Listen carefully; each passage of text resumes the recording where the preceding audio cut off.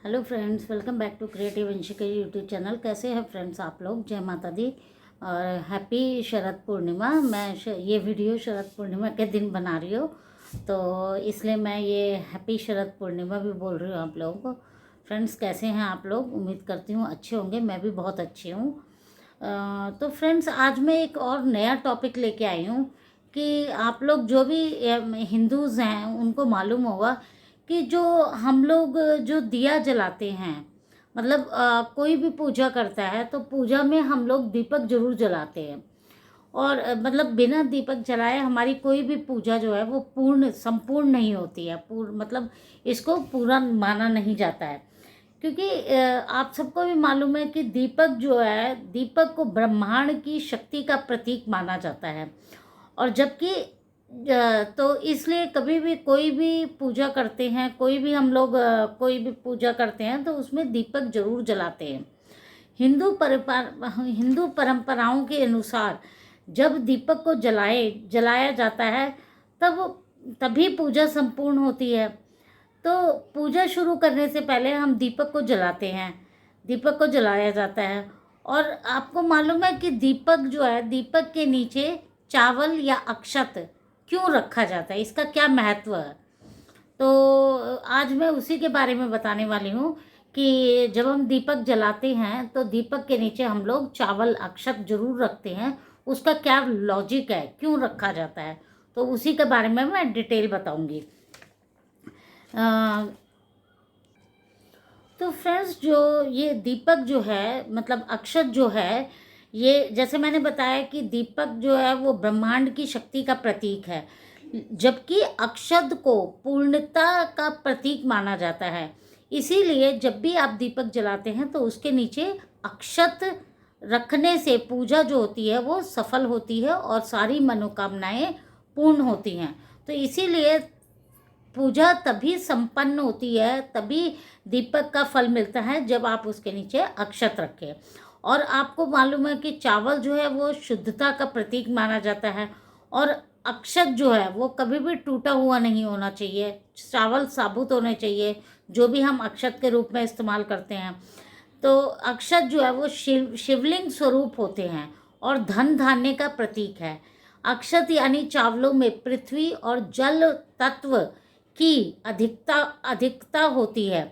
इससे देव तत्वों को सक्रिय करने में मदद मिलती है। अग्नि में भी सभी देवी देवताओं का वास होता है, इसीलिए इसे प्रसन्न रखना बहुत जरूरी माना जाता है। अग्नि देव के प्रसन्न होने से सभी देवगण प्रसन्न होते हैं और व्यक्ति को शुभ फल मिलते हैं। तो इसीलिए जो वो होता है ना, दीपक जब जलाते हैं तो उसके नीचे अक्षत रखते हैं। यदि दीपक के नीचे अक्षत नहीं रखा जाए तो पूजा जो है वो अधूरी मानी जाती है। मतलब जो उसकी जो दीपक का जो पुण्य हमें मिलना चाहिए, इवन जो भगवान हैं वो भी अपना आसन ग्रहण नहीं करते हैं, और आसन ग्रहण ना करने के कारण वो इस पूजा को स्वीकारते नहीं हैं अगर हम दीपक के नीचे अक्षत ना रखें। सबको मालूम है कि चावल जो है वो लक्ष्मी जी को बहुत प्रिय माना जाता है। इसीलिए कहते हैं कि चावलों के नीचे, मतलब सॉरी, दीपक के नीचे चावल का या अक्षत को रखना बहुत जरूरी होता है। बिना उसको आसन बिछाए दीपक को ऐसा खुला ही नहीं रखना चाहिए, क्योंकि इससे क्या होता है कि अगर आपने जैसे दीपक जलाया, उसके नीचे अक्षत रखी, तो लक्ष्मी जो है वो स्थिर हो जाती हैं, स्थायी तौर पे आपके घर विराजमान होती हैं। और अगर लक्ष्मी जी आपके घर वास कर रही हैं तो मतलब आपके घर में कभी भी धन धान्य की कमी नहीं होगी। मतलब आपके घर में हमेशा बरकत होती रहेगी, पैसों की कभी भी कमी नहीं होगी। एक और उपाय बता रही हूँ कि जैसे शुक्रवार के दिन एक चावल को थोड़ा सा रखें, मतलब एक थोड़ा सा ऊंचा आसन टाइप का बनाएं, उसके ऊपर लक्ष्मी जी को रखें। ठीक है, एक ढेरी टाइप की बनाएं, उसके ऊपर लक्ष्मी जी को रखें। और एक दूसरी ढेरी बनाएं जिसके ऊपर दिए को रखें, जो आप दिया जला रहे हैं उसको रखें, दिए को उसके ऊपर विराजमान करें, प्रज्वलित करें दिए को। इससे माँ लक्ष्मी अति प्रसन्न होंगी और वो उस पूजन को पूर्णतः स्वीकार करेंगी। तो इससे क्या होता है कि मतलब अगर आपकी, क्योंकि लक्ष्मी जी को चावल बहुत पसंद है और आपने उनको भी चावल के आसन पे बिठाया है, और प्लस जो आपने जोत जलाई है उसको भी चावल के आसन पे ही विराजमान किया है, तो इसलिए लक्ष्मी जी जो है वो स्थायी तौर पे वहीं पे वास करेंगी। और उससे क्या होता है कि हमारे घर में धन धान्य की कभी भी कमी नहीं होगी। और फ्रेंड्स एक चीज़ और बता रही हूँ कि जैसे कहते हैं कि दीपक जो है वो तेल का भी जला सकते हैं और उसके तिल का तेल का भी जला सकते हैं, सरसों के तेल का भी जला सकते हैं, घी का भी जला सकते हैं। लेकिन फ्रेंड्स कभी भी लक्ष्मी जी के आगे जो दीपक जलाइए वो घी का जलाइए। और घी का जी दीपक जो होता है ना, जैसे अगर आप तेल का जलाते हैं तो तेल का अगर आधा घंटा दीपक जलता है, तो उसी के साथ अगर आप घी का दीपक जला रहे हैं तो आपको 3 से 4 घंटे तक जलता रहता है। घी जो है, घी का दीपक जो है वो ज़्यादा लंबे समय तक जलता है। और इससे क्या होता है कि आपके घर में जो एक पॉजिटिव एनर्जी जो होती है वो ज़्यादा टाइम तक रहती है।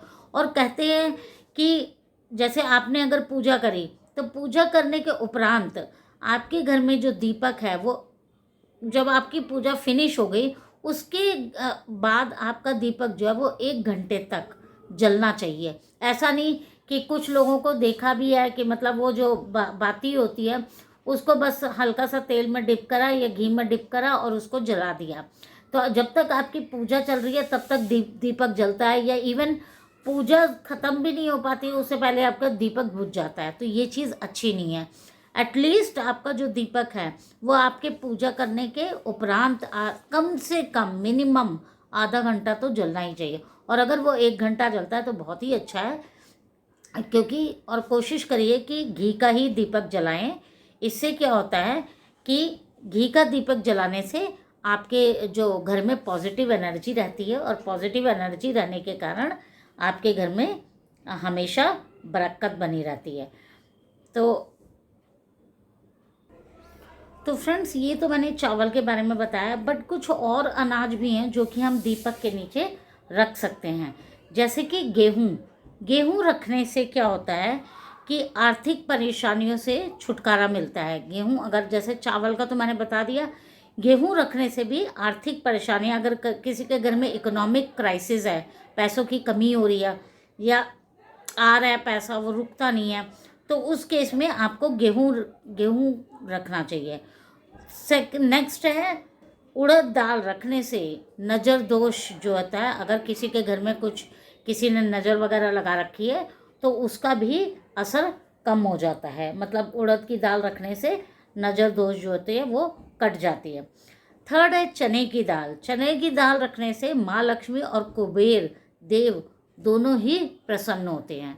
तो वो आपके ऊपर डिपेंड करता है कि आप माँ लक्ष्मी की पूजा कर रहे हैं कि आप अपने कष्ट निवारण के लिए कर रहे हैं, या अगर आपके घर में कुछ पैसों की तंगी हो रही है उसके लिए कर रहे हैं, तो उस हिसाब से आप अब दीपक के नीचे जो भी आपने आसन जिस पे भी दीपक को विराजमान करना है वो रखें। तो फ्रेंड्स उम्मीद करती हूँ कि ये एक जो मैंने छोटी सी वीडियो बनाई है ये आपको हेल्पफुल लगेगी। अगर हेल्पफुल लगती है, तो अगर आपको लगता है कि ये बहुत ही फ़ायदेमंद है, तो ये अपने फ्रेंड्स, अपने फैमिली के साथ वीडियो को शेयर ज़रूर करें और वीडियो को लाइक करें फ्रेंड्स, और अच्छे अच्छे कमेंट्स करके हमें जो हम लोगों को मोटिवेट करें। और प्लीज़ चैनल को सब्सक्राइब करें फ्रेंड्स। चैनल को लाइक करना, वीडियो को लाइक करना और चैनल को सब्सक्राइब करने से आपका कुछ नहीं जाएगा, बट हमें क्या होता है, हमें मोटिवेशन मिलता है। तो उम्मीद करती हूँ कि आप मेरे वीडियो को लाइक ज़रूर करेंगे और चैनल को सब्सक्राइब ज़रूर करेंगे। तो मिलते हैं इसी तरह की वीडियो देखने के लिए। अगर आपको लगता है कि इसी तरह की मेरी पीछे भी वीडियोस मैंने जो है वो हेल्थ से रिलेटेड हैं, कई उपाय वगैरह भी बताए हुए हैं, तो अगर आप लोगों को ऐसी वीडियोस चाहिए और भी देखनी है तो आप मेरी वीडियो को लाइक करें, मेरे चैनल को सब्सक्राइब करें और बेल आइकन को प्रेस करें, जिससे कि कोई भी मैं वीडियो बनाती हूँ, शेयर करती हूँ, तो उसका नोटिफिकेशन आपको मिलता रहे। तो फ्रेंड्स मिलते हैं नेक्स्ट वीडियो में। Till then bye.